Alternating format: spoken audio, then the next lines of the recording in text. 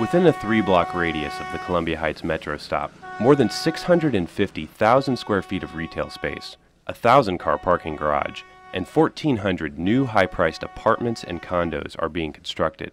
But with a surge in gang activity and 11 shootings in Columbia Heights since October, some business owners worry that crime might jeopardize the retail development set to open this spring. City Council member Jim Graham describes the gang situation as red hot. He fought hard for the development and says its size will have a positive effect on the public safety of the neighborhood. You got thousands of people moving around, all day long. I mean, even the slow-witted figure out this is not the place where I want to commit a crime. A young Columbia Heights native, Harold Jackson, agrees that development is a good thing for the neighborhood, but suggests more foot traffic could simply mean more targets. It will bring a lot of crime here because a lot of people can go shopping, a lot of people will be getting robbed. It's a flip side to everything, and I'm just hoping that things don't get worse, and I just want things to get better for D.C. City police have responded to the violence with $3 million for gang intervention projects and high-tech gunshot spotter devices. Captain Lamont Coleman says income disparity is a big issue in Columbia Heights. We can't just arbitrarily just throw people out. We have to become inclusive.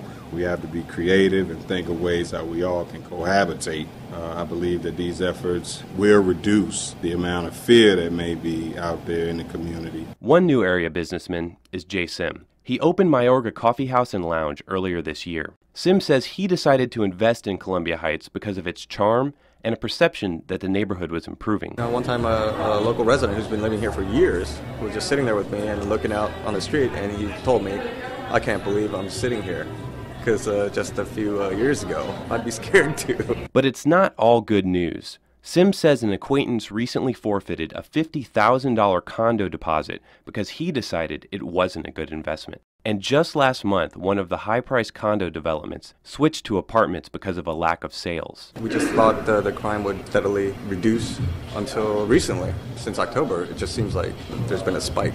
I am optimistic, but not as much as before. Still, from street pupusa stands to local watering holes, there's excitement about the change. Columbia Heights is now a destination. You don't have to leave this community to get normal urban services anymore. Ha cambiado bastante, porque ahí era bien peligroso. ¿Y ahorita es mejor? Sí, es mucho mejor. I feel the real community because there's people who've been here 40 years, 5 years, just moved in. It's really neat community. More than 2,000 apartments have been saved for low-income housing, and $2.5 million has been allocated for small business improvements. But despite these efforts, some residents have been and continue to be priced out, and others suggest the gentrification itself is causing tension. Robert Moore has run the Development Corporation of Columbia Heights for the last 15 years. He says the multicultural nature of the neighborhood is one of the biggest draws for new residents. We had about 2,000 Vietnamese who lived in the neighborhood 5 years ago. They're primarily gone.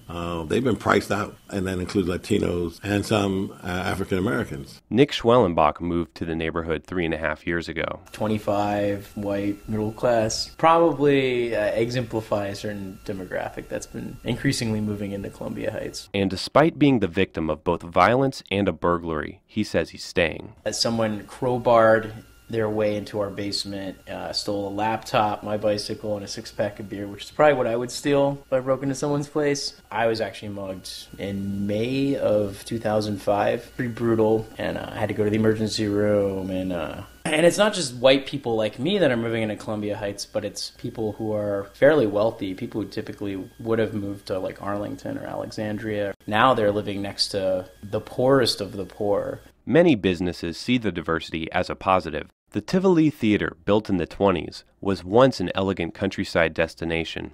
Now it's home to the Gala Hispanic Theater. Abel Lopez is the theater's director. All of that, diversity and that flavor is really important, and was a unique draw for us. And Councilmember Graham calls the area's diversity a treasure that must be preserved. It's something precious to me. There's going to be something very special. People who want that richness will be drawn to us. This is something very unique, and we're going to cherish it and protect it. For real. Graham says while the development didn't directly displace anyone, it will create an estimated 1,600 jobs. Jackson was at the Latin American Youth Center, filling out a job application for the new Target store slated to open in April. We need more jobs out here. I got kids I need to take care of, so I'm hoping you know, that I get a job at one of these locations that they building out here. He says city officials need to make sure. All right, so far, you guys have done a great job, and congratulations. You've gotten through and past the aggressive landlord, and you had a chance to wake up from that credit card horror story. You figured out that it's not always about someone violating you and you punishing them. Sometimes it's simply correcting a mistake. But what if the lines are blurred and you're not sure which way your moral compass should point? What if in order to become something good, you had to be bad first? Let me say that again. What if you had to be bad first to become good at something? Are you afraid of looking bad or stupid?